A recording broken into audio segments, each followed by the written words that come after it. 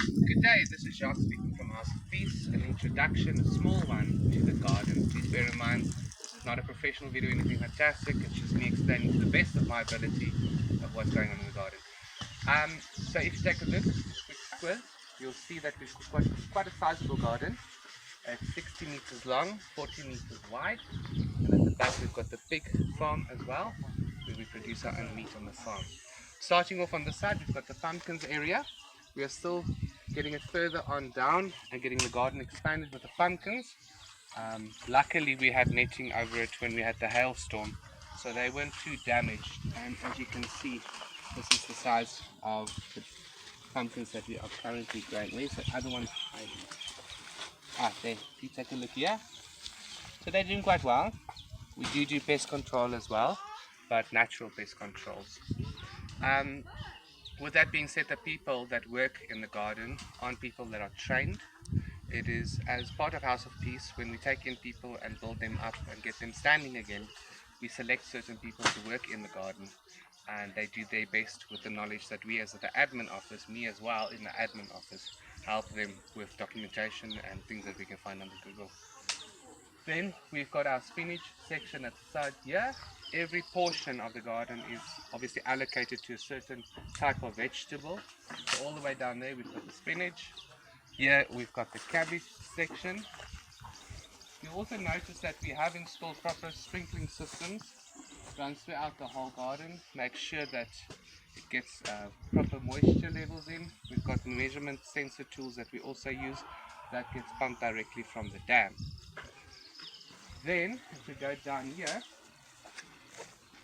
this section here is our bush beans. Now you'll see there are lots of spots that are dead. We've put some onions in between. The reason for that is after the hailstorm that we had, a lot of it was damaged. And all of this cabbage will eventually have to be removed because most of them were severely damaged. If you take a look here, between the damage and the worms, they are not going to be used.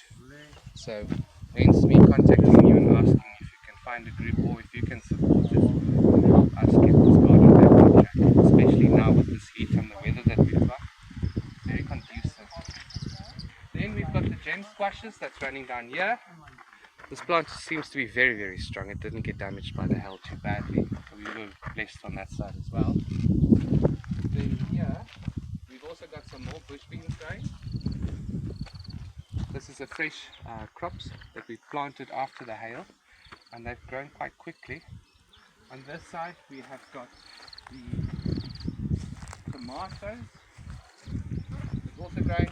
This also got damaged, so we are busy rebuilding this garden as well. As you can see, it is a new garden. There is some work that needs to be done. We're moving a lot of junk out.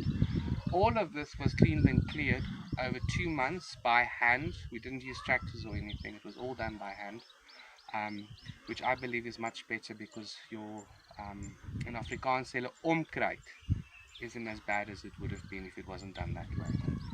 And then on this side we've got potatoes.